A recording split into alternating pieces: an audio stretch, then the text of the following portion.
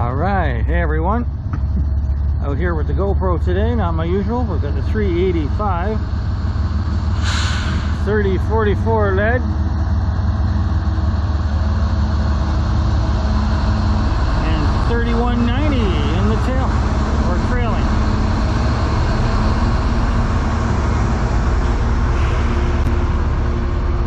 I'll have to keep it at this angle because we'll get the sun glare. If I come over too far, like over here, oh, yeah, these are blocking the sun here, but not there. Yeah, I'll leave it right over here. This is usually a pretty long train.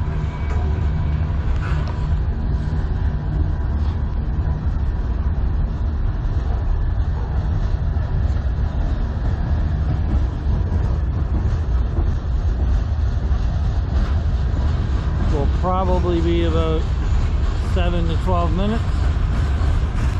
This train generally goes really slow to the tunnel.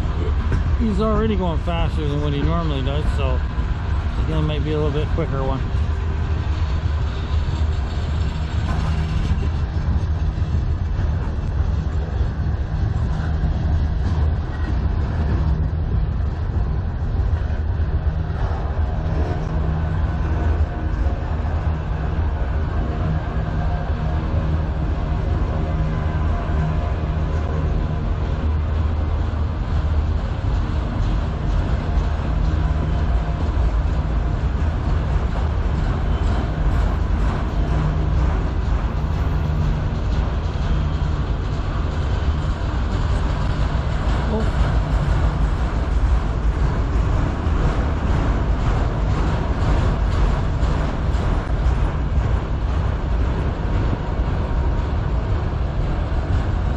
Off to the left, right there, we've got that's the Sarnia via station.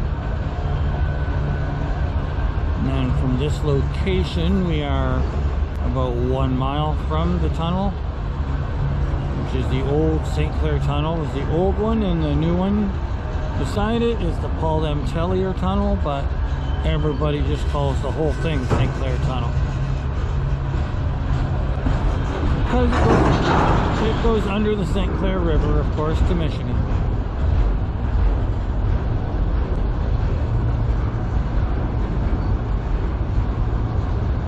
We are very lucky to be in this location where we get a lot of trains here that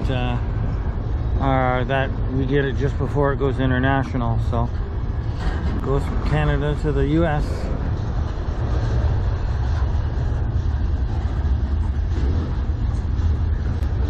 There's another tunnel down in Windsor, but it's nowhere near as busy as this one. I believe, from what it's listed as, and I will agree, that this location in a 24-hour period gets 20 to 25 trains.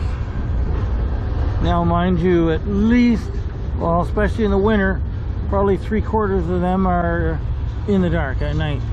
In the summer, it's a little bit better, but they're still busiest time here, I would say, is between 8 p.m. and 8 a.m.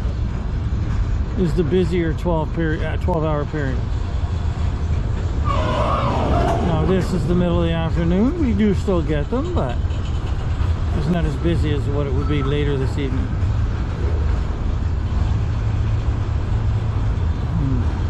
I believe this train goes to Flat Rock, Michigan.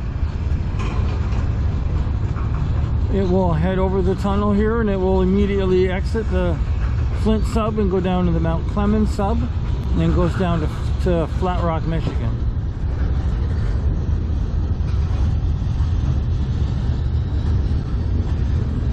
It's coming from Toronto, even though parts of this train came off of another train here in the yard.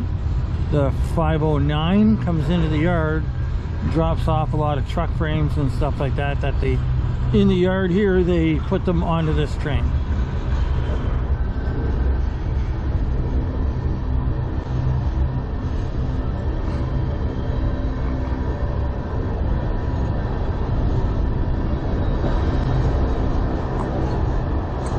Now, I'm still going slow.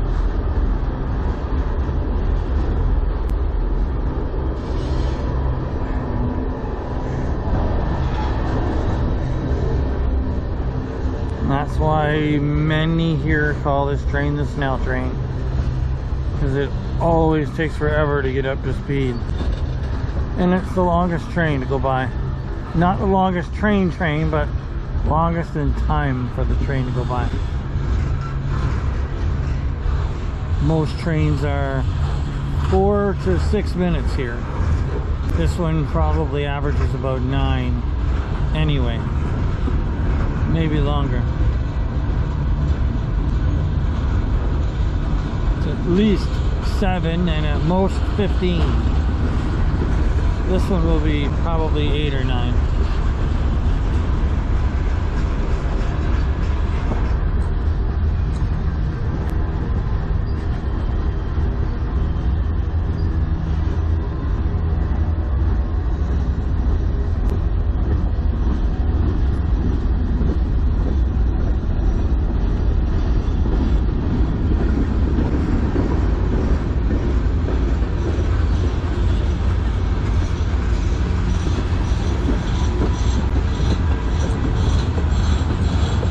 Of aluminum, 41,000 pounds of slab.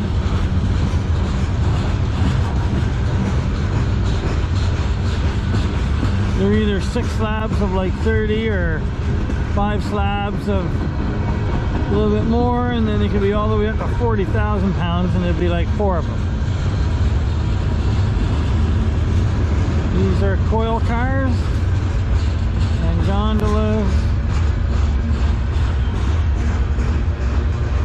Probably a lot of scrap metal in them. Most used pretty much know what is on these things, but for those that don't, oh, fuel! I could use one of those.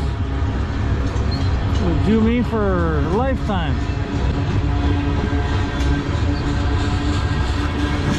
Alright, I can see the truck frames down there.